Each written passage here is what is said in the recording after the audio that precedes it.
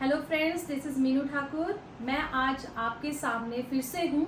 और पहले तो मैं सॉरी कहूँगी कि मैंने अपना चैनल स्टार्ट किया था जिसमें मैंने आरबीआई, नाबार्ड और आपके सेबी एग्जाम जैसे काफ़ी सारे एग्जाम्स थे जिन्हें केटर किया था और बीच में थोड़ा सा डिसकंटिन्यू करना पड़ता, कुछ रीजंस थे। लेकिन मैं फिर से आई हूँ, फुल फ्लेज में स्टार्ट करने जा रही हूँ जिसमें मैंने इनिशिएटिव लिया है कि इस बार हम इकोनॉमिक्स को कंसेप्ट प्लस अप्लाइड दोनों को मिक्स करते हुए चलेंगे और कोशिश करूंगी कि हर रेलिवेंट के टॉपिक्स का आपको कंटेंट भी अवेल करा पाऊँ। तो आज हमने जो टॉपिक चूज किया है वो इन्फ्लेशन मैंने चूज किया है। उसके पीछे सबसे बड़ा रीजन था कि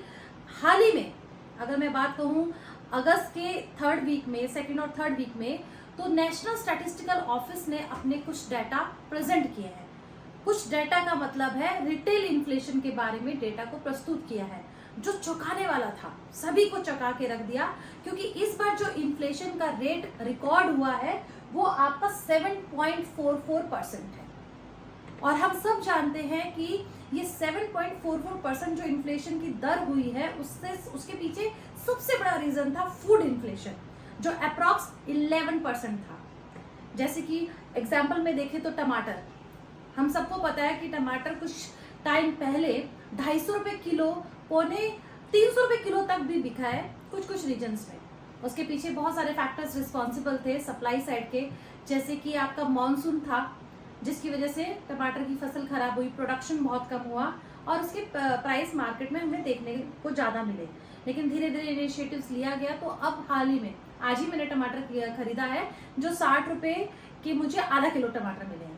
तो इस तरीके से हमने देखा कि इन्फ्लेशन की दर बहुत ज्यादा दर्ज की हुई है और वो दर्ज इसलिए ज्यादा हम बोल रहे हैं बार बार क्योंकि पिछले महीने अगर हम जुलाई का डाटा देखते हैं तो वो दर थी आपकी 4.81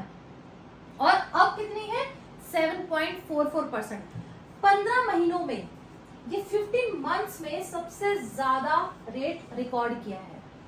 और आरबीआई के अनुसार जब अगर हम बात करें कि आरबीआई ने कैप रखी है, कुछ साल पहले 2014-15 की गवर्नर मीटिंग हुई थी, गवर्नर्स की मीटिंग में आरबीआई ने ये डिसाइड किया था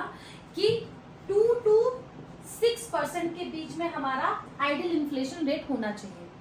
अब देखिए, मैं इतना आपको डेटा समझा रही हूँ कि 15 महीने में ये इन्फ्लेशन बहुत ज्यादा इसका रेट दर्ज हुआ है। अगर आने वाले महीने में 7 पॉइंट फिर से बना रहा, जो कि उम्मीद, एक्सपेक्टेशंस और कह सकते हैं प्रिडिक्शंस है कि ये दर अभी बनी रहेगी। और फूड इन्फ्लेशन, टमाटर है, प्याज के रेट फिर से बढ़ गए हैं, तो फूड इन्फ्लेशन जो सबसे बड़ा प्राइम फैक्टर है जो आम जनता को सबसे ज्यादा मात दे रहा है और वो बढ़ेगा।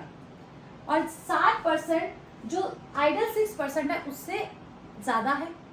हमें इसे कंट्रोल करना है जिससे कि आम जनता की जरूरतों को, जो जरूरतें हैं वो पूरी हो सके, क्योंकि हमारा देश विकसित नहीं है, डेवलप्ड नहीं है, डेवलपिंग स्टेज पे है। और डेवलपिंग स्टेज पे हर वो इंसान, चाहे वो कम कमाता है चाहे वो ज्यादा कमाता है, इक्वालिटी लाने की कोशिश है कि भाई उनकी सभी की जरूरतें पूरी हो सके। तो सबसे बड़ी जिम्मेदारी ये सरकार और आरबीआई की है कि इस इन्फ्लेशन रेट को बैलेंस तरीके से मेंटेन किया जा सके। तो मेरी कोशिश बच्चों आप लोग के साथ ये है कि जब हम इकोनॉमिक्स पढ़ते हैं तो इकोनॉमिक्स कोई एक किताब या एक बुक से आपकी कंप्लीट नहीं होता है। इकोनॉमिक्स 2 पोर्शन में डिवाइड है, एक है स्टैटिक पोर्शन और दूसरा आपका अप्लाइड पोर्शन है। तो जब आपके न्यूज़पेपर पे इन्फ्लेशन आता है तो आप सब ये तो पढ़ रहे हैं इन्फ्लेशन बढ़ गया, लेकिन उसका बेसिक कंसेप्ट अगर आप उसी टाइम अपने टिप्स पे रखोगे कि इन्फ्लेशन होता क्यों है, ये बढ़ा क्यों है, और अगर ये बढ़ गया है तो इसका इम्प्लीकेशन क्या होगा, अगर ये सारी चीजें आपको पता होंगी तो आप इस डेटा को, इसका जो करंट अफेयर में जो भी आपका न्यूज चल रहा है उसको आप दिमाग में ज्यादा देर तक रिटेन कर पाएंगे। तो आने वाले वीडियोस में आज मैं वीडियो को एक इंट्रोडक्शन पार्ट में रख रही हूँ जिसमें मैं आपके साथ इंटरेक्ट कर रही हूँ कि मैं अपने इस इकोनॉमिक्स के चैनल को इस तरीके से लेके जाऊंगी आप लोगों के लिए कि जिसमें आपका बेसिक प्लस करंट में क्या है, करंट में क्या चल रहा है, वो दोनों पिक्चर आप तक पहुंच सके विद कंटेंट। और मैं आपसे एक्सपेक्ट करती हूँ कि अगर आपका कोई सजेशन है तो वो भी आप मुझे कमेंट के रूप में बताएं, कमेंट करें, क्योंकि ये चैनल, ये पढ़ाना, ये सब आप लोग के लिए है। अगर आप ही लोग उस चीज में क्लियर नहीं हो, कंसेप्ट आपका समझ नहीं आ रहा, या अगर आप कुछ और सोच रहे हैं कि मैम अगर मुझे ऐसे तरीके से पढ़ाती तो मेरे लिए ज्यादा बेनिफिशियल रहता, जिसमें मैं सारे एग्जाम्स को कैटर कर पाता या कर पाती, तो वो मेरे लिए ज्यादा फायदेमंद रहेगा। तो आज इस टॉपिक को मैं यहाँ पे इन्फ्लेशन को आपको होमवर्क भी दे रही हूँ कि नेक्स्ट लेक्चर यानी कल आप थोड़ा सा इन्फ्लेशन पढ़ेंगे, जिससे कि मैं आपको ये पूरा पिक्चर शॉर्ट वीडियो में समझाऊंगी कि इन्फ्लेशन होता क्यों है, आखिर डिमांड एंड सप्लाई दोनों का सबसे बड़ा रोल क्या है, और इन्फ्लेशन अगर हो रहा है, अगर हम कह रहे हैं कि 6% होना चाहिए तो क्यों होना चाहिए, अगर ये आम जनता के लिए घातक है तो ये होना ही क्यों चाहिए, क्यों नहीं ये 0% होना चाहिए। तो इन सभी जितने भी पहलू हैं उन सबको हम कल समझेंगे। तब तक के लिए अगर आपको कुछ भी सजेशन देना है इकोनॉमिक्स को कैसे लेके चलना है, और छोड़िए पूरा इकोनॉमिक्स की बात नहीं करते, हम सिर्फ इन्फ्लेशन तक रहते हैं, इन्फ्लेशन को कैसे लेके चला जाए, तो आप अपना कमेंट में अपना सजेशंस दीजिए।